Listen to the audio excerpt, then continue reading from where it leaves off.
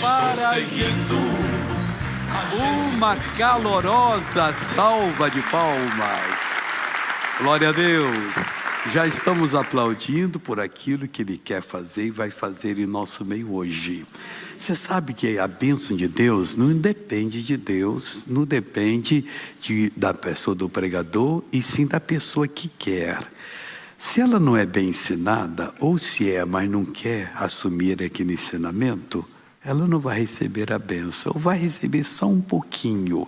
Mas se ela crê na palavra de Deus, independente de qualquer coisa, Jesus disse que os céus e a terra passarão, mas as palavras dele não. Elas se cumprem quando a gente faz a nossa parte, que é a mais simples possível.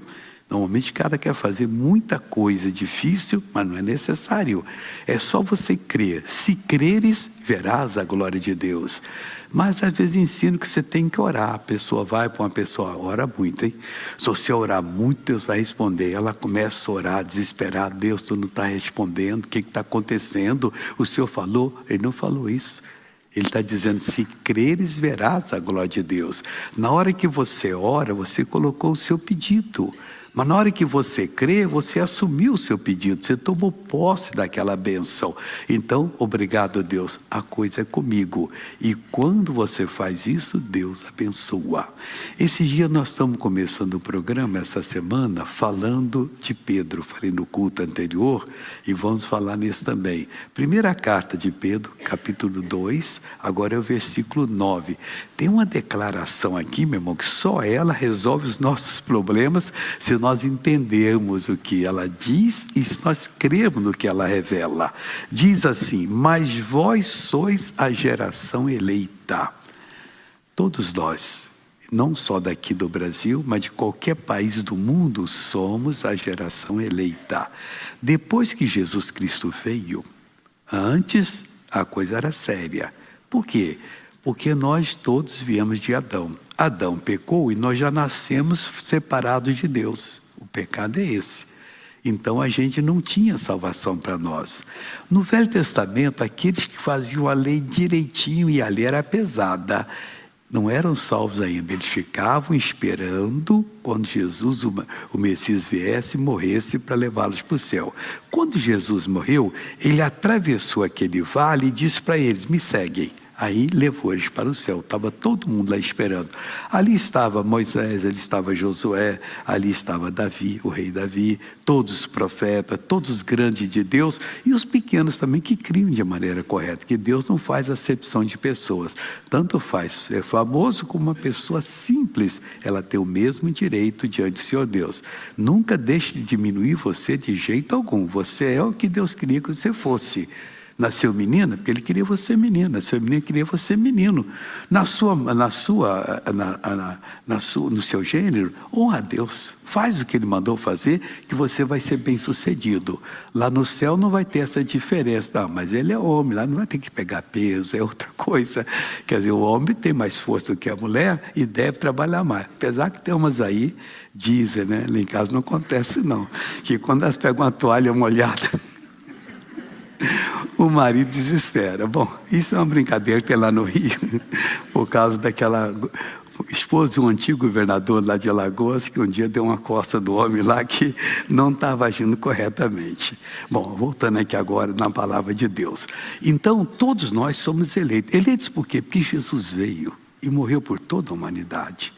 Tanto faz se a pessoa nascida aqui em nosso meio, ou nascida lá na selva amazônica, ou lá no extremo da África, da Ásia, tem o mesmo direito. Geração eleita. O que significa? Já fomos eleitos. É só receber o que Jesus fez por nós.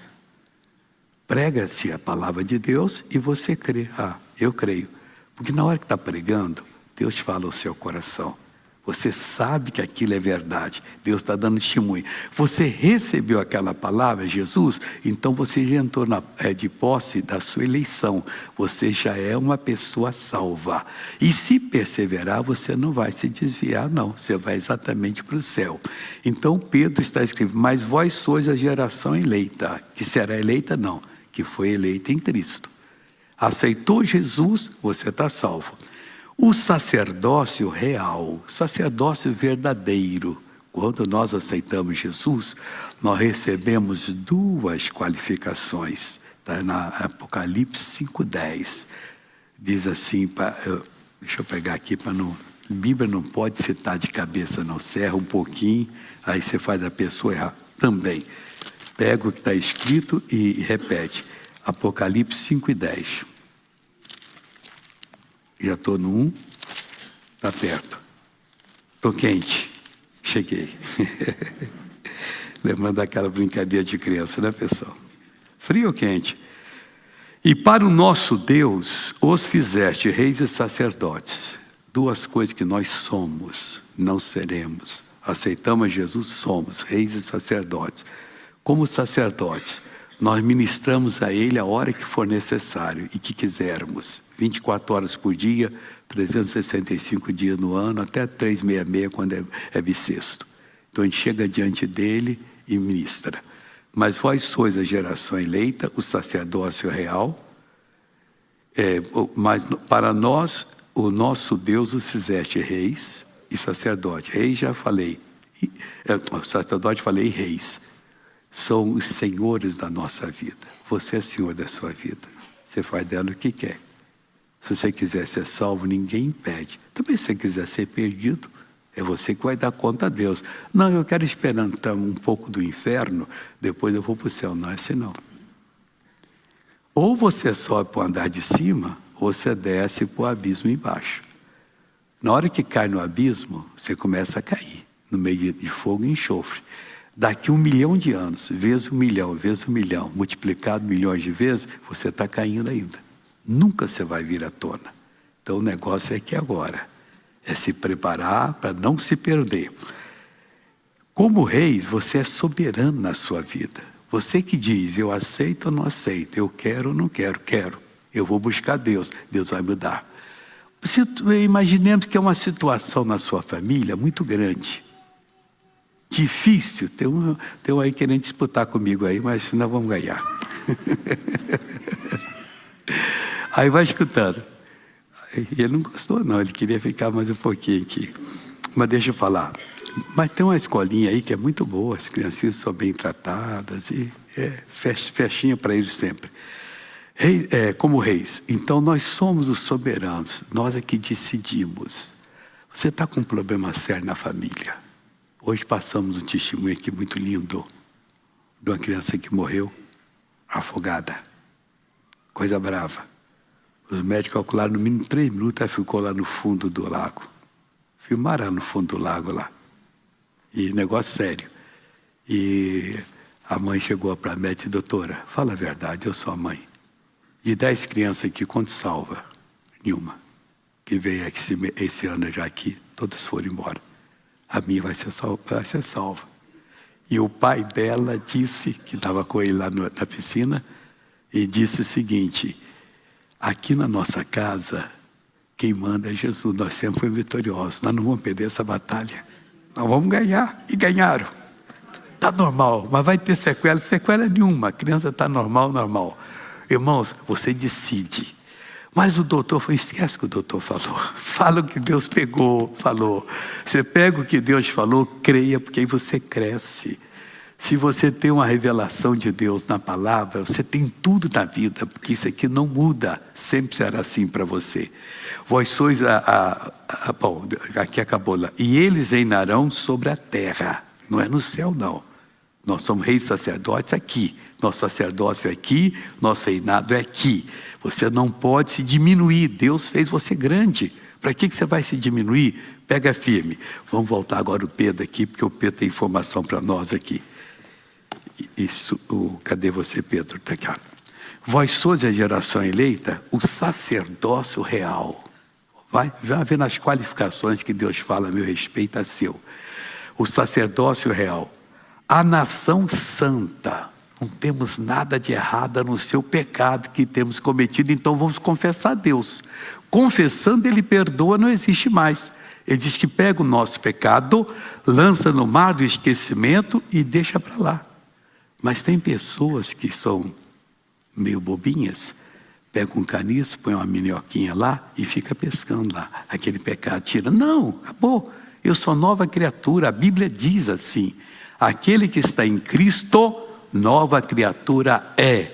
As coisas velhas passaram, tudo se fez novo. Por que eu vou lembrar? Você vai lembrar de coisas que você fez há 20 anos. Já confessou a Deus? Pediu perdão? Pedi. Então acabou. Vai viver, porque o Senhor Deus fala isso. Isso é 2 Coríntios 5,17. Aquele que está em Cristo, nova criatura é. As coisas velhas passaram, tudo se fez novo. Continuando aqui. O povo adquirido, não fomos pegar de qualquer forma, adquirido pelo sangue de Cristo. Para quê? Para que anuncieis as virtudes daquele que vos chamou das trevas para a sua maravilhosa luz. As virtudes de Jesus têm que ser anunciadas, não pela boca, mas pelas bênçãos que vamos receber. Se não recebemos, como é que nós vamos anunciar? Mentir para o povo? Não, Deus cura, mas como é que cura? Você não está bem. Deus cura, mas você está aí tomado pela droga, pelo álcool, e por outras coisas mais. Não, eu mudei de vida, Deus me mudou. Eu era, mas não sou mais hoje. Agora eu sou uma nova criatura em Cristo. E isso é anunciar as virtudes daquele que vos chamou das trevas para a sua maravilhosa luz. As virtudes dele têm que ser anunciadas da maneira que nós vivemos. E quem nos conhece diz, é verdade. A família que não aguentava você mais, de todo mês pediu o sogro, pediu o cunhado, ajuda no aluguel que eu não estou conseguindo. Amor, você não pede mais? Não, eu mudei. Agora, se você precisar, pode pedir. Deus me mudou, estou prosperando. Estou aqui pronto para ajudar tantos quanto for necessário. E você vai ver que aí você vai glorificar a Deus. O que você anda sofrendo? Vamos mudar de vida? Vamos pegar com Jesus hoje? E Jesus vai mudar a nossa vida no nome dele. Agora vamos ouvir mais da palavra, porque nós estamos fazendo 2 estudos simultâneos. O outro é do Evangelho de Marcos. Cada dia é um capítulo da novela. E hoje nós vamos ver aqui um assunto bastante especial, para você nunca se deixar confundir por alguns mentirosos que aparecem. Diz assim, Marcos 3, versículo 20. E foram para uma casa, e afluiu outra vez a multidão, de tal maneira que nem sequer podiam comer pão, nem fazer refeição. Aí o que ocorreu aqui? E quando seus parentes ouviram isso, saíram para o prender. Está prestando atenção? A família de Jesus queria prendê-lo, devia estar com cordas, achava que ele estava doido. Mas por que, missionário? Porque nunca ninguém tinha feito o que Jesus estava fazendo. O triste é o que ele ensinou, que nós vamos ver aqui hoje, não está sendo praticado. Não, o demônio não existe mais hoje na sua cabeça, no seu pensamento. O bicho é igual diabetes, ou pior, ele é o pai da diabetes. Cidadão não pode comer açúcar, porque o doutor já disse, você vai morrer, rapaz. A gente vai ter que cortar seu dedo, seu pedaço do pé, o seu pé todo, sua perna, mas a pessoa está comendo. Eu tenho um tio que eu era pequeno, meu pai encontrou com ele, irmão dele, mais velho do que ele, na praça da cidade lá do Espírito Santo, onde eu nasci, Muniz Freire. E eu fiquei olhando, tinha uma assim, meio festa lá, e meu pai segurava minha mão para eu não sair correndo. Eu queria, não, fica aqui. E eu ia para lá, fica aqui. Aí estava dando uma bronca no meu tio, aí eu parei. O meu tio era diabético. Você não está fazendo regime? Ah, eu sou bobo, o doutor sabe alguma coisa, eu que sei que é bom para mim. Amanhã a gente foi te cortar o pé, cortar a perna, rapaz, para com isso. E cortou a perna. Quando eu soube, puxa vida, ele podia estar com a perna direitinho lá, indo para onde quisesse, mas não quis fazer a coisa. O demônio, ele quer que você diz que ele não existe. O diabetes, acho que o bichinho até fala, não, como açúcar que você quiser, o mel, Aquele favo de mel é gostoso, né, pessoal? Você espreme ele ali, que Deus fez as coisas direitinho. Ensinou a abelha a fazer uma casinha que alimenta a pessoa, mas o diabético não pode. E o pessoal é tão... Um dia Deus estava uma pessoa, mas olha que missionário, não sei por que está tão doce aqui, sem adição de açúcar. Adição, mas tem um açúcar normal da fruta que colocou aí. Ah, é? É para enganar você mesmo, quer dizer, você acha que não tem problema comer aquilo? Tem. A fruta tem a frutose, aquele açúcar, e alguns são concentrados. Estava escrito sem adição, que não pôs outro açúcar, mas o da fruta está aí. Não tirou o açúcar da fruta. Isso faz mal para você. Vou continuando aqui agora. E quando seus parentes ouviram isso, saíram para o prender, porque diziam, está fora de si. Por que Jesus chamou a atenção disso? Porque Jesus estava expulsando o demônio, mas antes de expulsar ele amarrava. E diz aqui a palavra, e os escribas que tinham descido de Jerusalém diziam, tem Beelzebul, e pelo príncipe dos demônios expulsa os demônios. Aí Jesus chamou eles a si e disse-lhes por parábolas, como pode Satanás expulsar Satanás? Se o reino se dividir contra si mesmo, tal reino não pode subsistir. E se uma casa se dividir contra si mesmo, tal casa não pode subsistir. Está vendo você que está brigando com a mulher lá, e cada um xingando o outro, sua família vai ser destruída. Suas crianças precisam de paz, precisam de sabedoria. Uma casa precisa de um pai de boa cabeça e uma mãe de boa cabeça. Para com isso. Para com isso, vocês estão errados. Se a casa se levantar, dividir contra si mesmo, não pode subsistir. Se Satanás se levantar contra si mesmo e for dividido, não pode subsistir. Antes tem fim. Ninguém pode roubar ou saquear. Essa palavra aqui não está muito bem traduzida. Os bens do valente, entrando-lhe em sua casa, se primeiro não maniatar o valente, e então roubar, saqueará a casa. Deixa eu explicar para você. O demônio é o valente, que toma conta. Você tem que usar de autoridade e amarrá-lo, espiritualmente falando. Em nome de Jesus, você está amarrado. Quantas vezes eu já fiz isso na vida? A gente que lida com o espírito maligno das pessoas, expulsa daqui, expulsa dali, quando você amarra o demônio, aí é fácil mandar embora. Mas se você deixar solto, você pode levar um soco dele ali na hora que está manifestado e lhe machucar. Às vezes você tem que proibir de falar. Tem demônio que fala palavrões. Espírito imundo mesmo, aquele é o mais sujo que tem. Você está proibido de falar, aí ele não fala mais. E outras coisas mais, você tem que usar essa autoridade. Na verdade, eu digo que todos os pecados serão perdoados aos filhos dos homens. Aí já está ampliando a coisa, o Senhor Jesus. E toda a sorte de blasfêmias com que blasfemaram. Qualquer, porém, que blasfemar contra o Espírito Santo, nunca obterá perdão, mas será réu do eterno juízo, porque diziam tem espírito imundo. Quando alguém que tem juízo, porque nem todo mundo comete esse pecado contra o Espírito Santo, é só a pessoa que está mais madura. Eu já ajudei algumas pessoas na minha vida que achavam que tinham pecado contra o Espírito Santo. E teve um então que eu passei de mais ou menos 1 hora ou mais. Peguei Hebreus, agora eu sou seu advogado. Eu vou dizer se eu tenho condição de tirar dessa condenação ou não. Aí li Hebreus, os versículos ali, isso aconteceu ou não? Isso aconteceu ou não? Isso mais ou menos. Então, nós temos aqui essas atenuantes que eu consigo lhe livrar. Mas você foi muito longe. Aí hoje ele está uma benção. Semana mesmo encontrei com ele, está jóia o rapaz. Mas eu pensei até que ele ia se matar, que ele estava numa tristeza. Não tem mais jeito para mim não. Eu cometi o pecado imperdoável. Nem todo mundo pode cometer. Você tem que ter juízo, entendimento da palavra de Deus para cometer esse pecado. Do contrário, você é um inocente que fala qualquer coisa. É como uma criancinha. Você pega o revólver, dá para ela, no meio de uma multidão, e ela vai e atira. Aperta o gatilho e mata alguém. Ela não pode ser responsabilizada, mas você pode. Entregou a arma para ela. Quer dizer, não podia ter feito uma coisa dessa.